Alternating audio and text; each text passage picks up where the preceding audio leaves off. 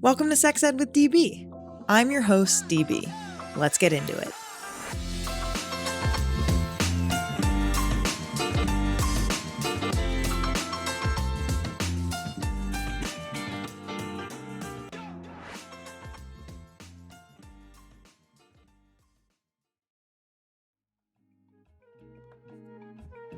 Quick thought. Why does lube need labels like for him, for her, for this kind of sex? Pleasure doesn't fit into one box, and your lube shouldn't either. That's why I love Uber Lube. It's just really fantastic lube. Silky, long-lasting, body safe, and works for literally any kind of play. Solo, partnered, however you define it. No assumptions and no categories. Just a formula that works. Because quality doesn't need labels. Use code SEXEDWITHDB for 10% off at uberlube.com now. So you've had pleasurable sex. Yay. But then you get a yeast infection. It's painful, itchy, and a sign your vaginal microbiome could use some support. Happy V creates scientifically sound products to support vaginal, gut, and immune health. Their prebiotic and probiotic is formulated with 7 clinically studied probiotic strains at clinically effective dosages, plus a patented prebiotic to help good bacteria thrive. If you want to support your vaginal health from the inside out, head to happyv.com. Use code SEXEDWITHDB for 15% off your first order, or up to 30% when you start a subscription. That's happyv.com. happyv as in vagina.com. We're told to do yoga, hydrate, journal, sleep 8 hours, but almost nobody says this out loud. Pleasure is care too. I helped lead a scientific study with more than 1,000 participants looking at daily magic wand use and how it relates to stress, emotional well-being, sleep, confidence, even how connected people feel in their relationships. What we saw was simple. Consistent pleasure can be grounding, calming, regulating. Vibrators like the magic wand are real tools for wellness. If you want to see the findings, go to magicwandstudy.com and give yourself permission to actually feel good. If self-pleasure has ever felt intimidating, awkward, or not for you, Nancy is here to completely change your mind. This is a brand that makes pleasure feel safe, joyful, and actually normal, just like any other way you take care of yourself. Their products are cute, discreet, and thoughtfully designed so you can explore at your own pace. No pressure, no confusion. If you're ready to make pleasure feel a little more like you, head to hellonancy.com and use code SEXEDWITHDB for 25% off.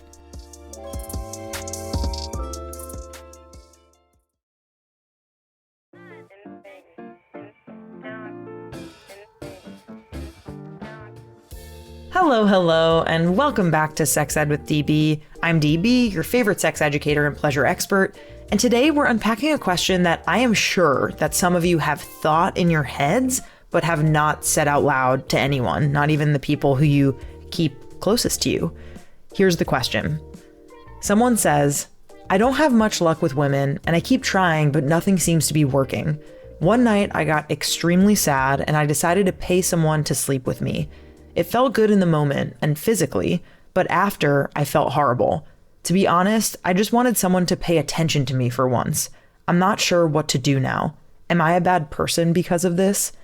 Thank you so much to this person who wrote in. That is super fucking vulnerable. And as always, if you want to ask your anonymous question and maybe have me answer it on the pod, the link is in the show notes for you. And with this question today, we're talking about a whole bunch of stuff in here in this few sentences that this person so wonderfully shared with us. We're talking about loneliness, shame, intimacy, confidence, touch starvation, sex work stigma, and the very, very, very, very human need to feel wanted. And I really want to say this right away, anonymous listener, dear listener, you are not a bad person. If you take anything away from listening to this episode, please take that away. You're a person who just wants connection, and that is very, very normal. You are not bad. There is nothing wrong with you. And this one sentence that came in as part of this entire story/question, I just wanted someone to pay attention to me for once, says so much more than the actual sex part. And we're going to get into this, but underneath this question is something a lot of people are quietly carrying around.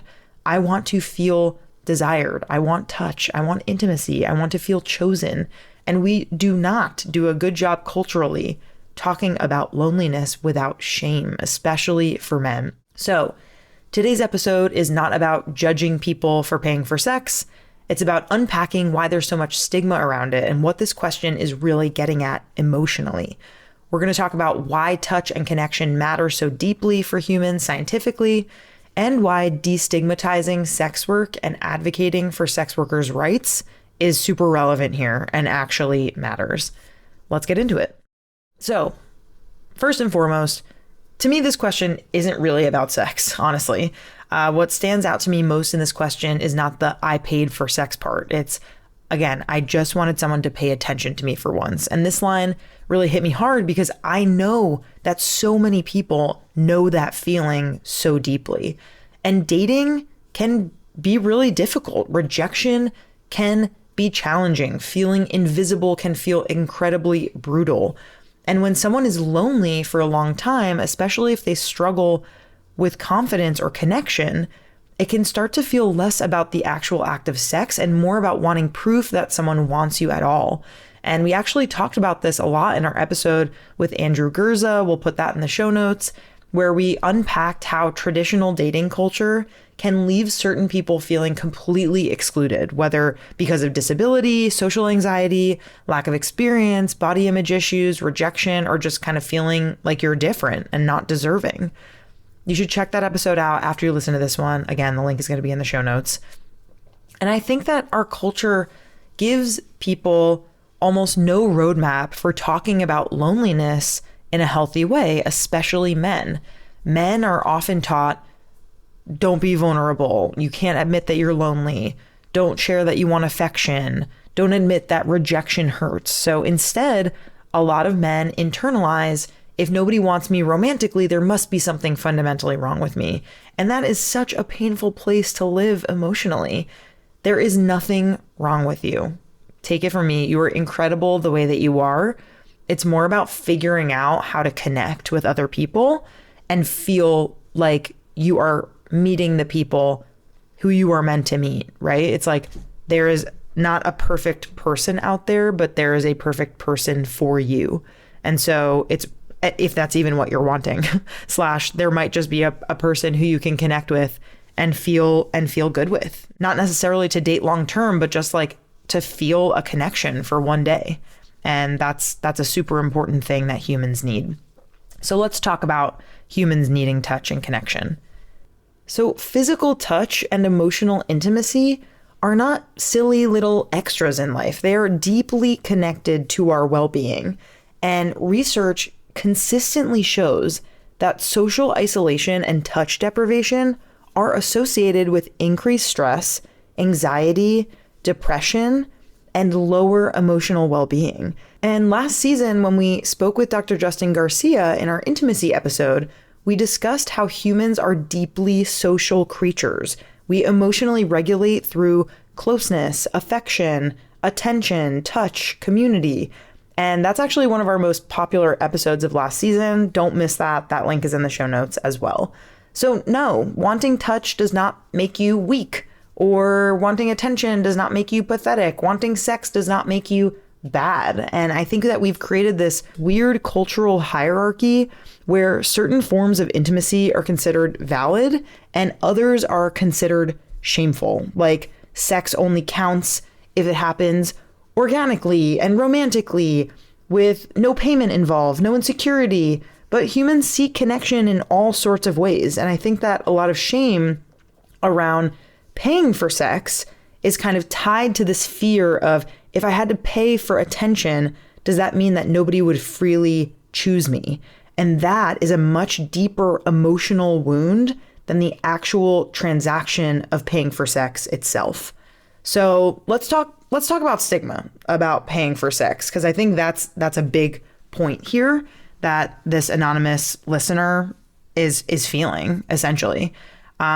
Culturally, we love to moralize sex, especially transactional sex. And yet, paying for sex is far more common than people think, which I'm sure you know.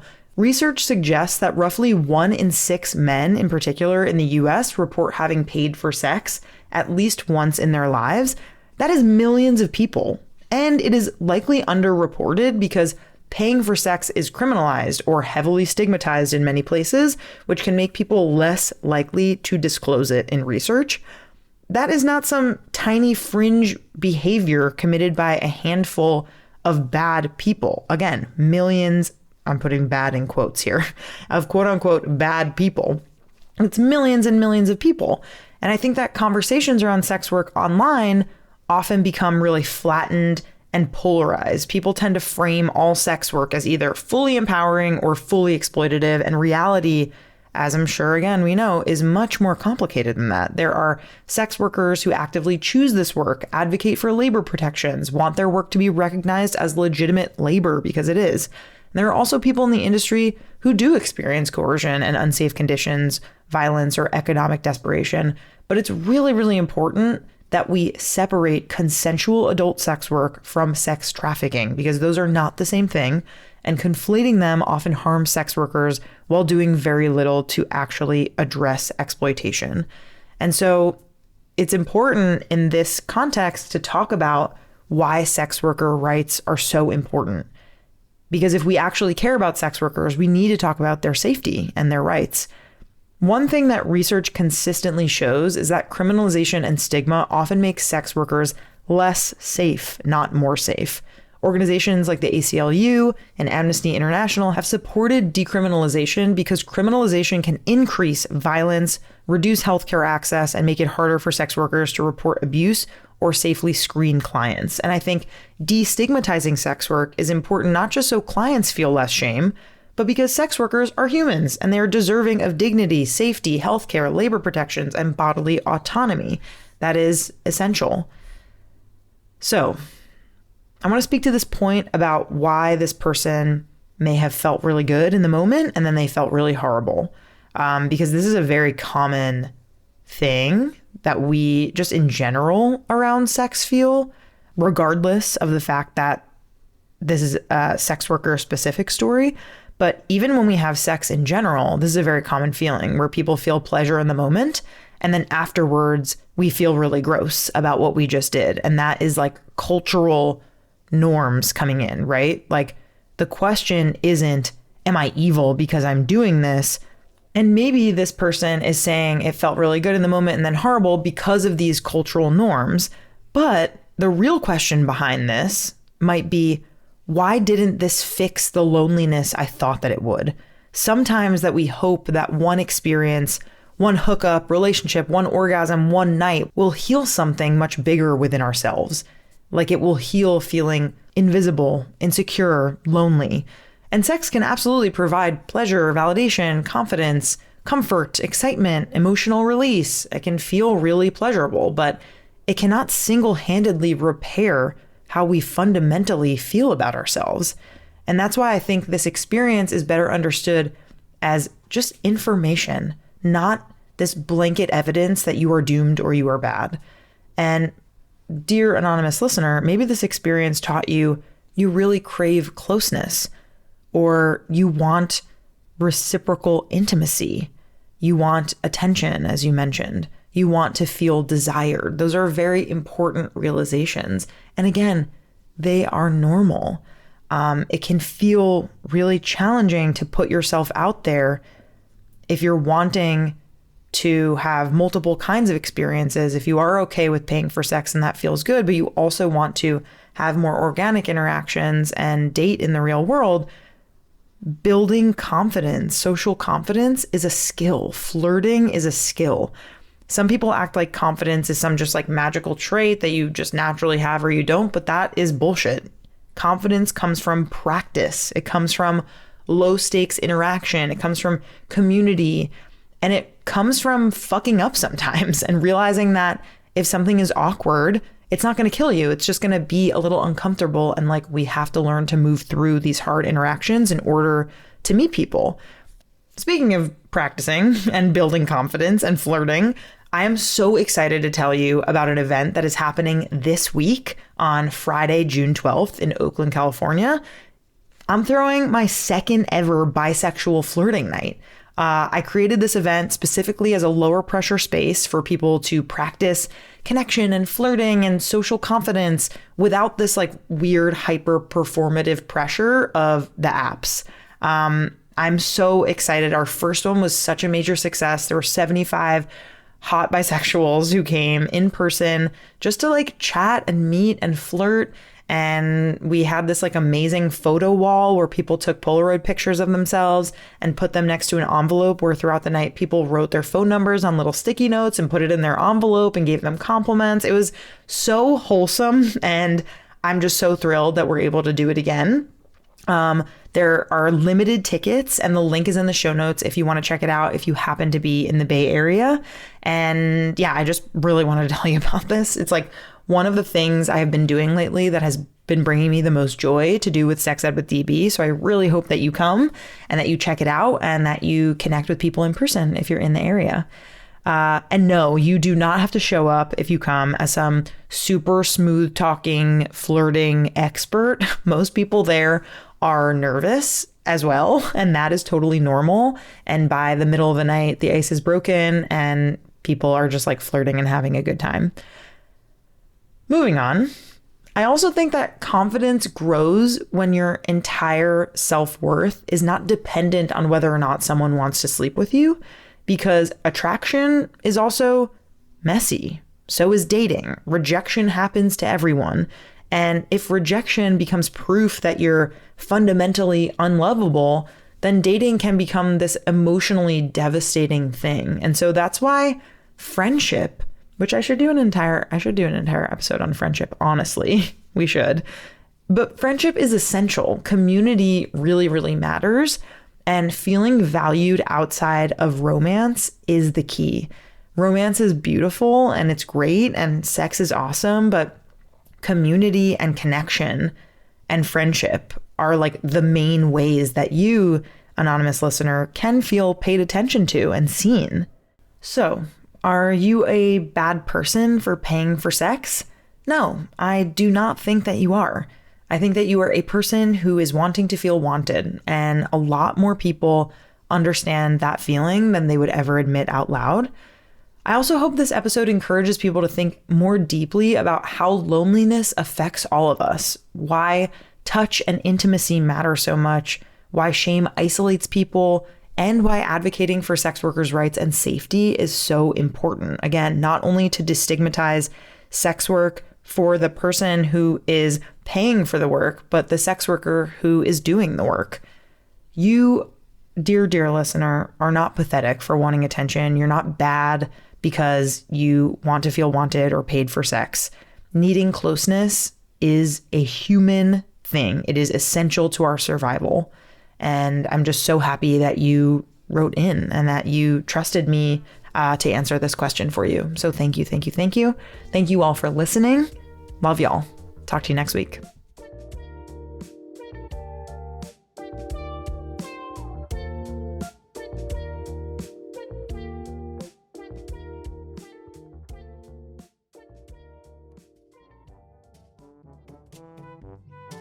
In life, they are... Sorry, my cat's fucking around here. Ruby, come here. What are you doing? Can't you see that I'm recording?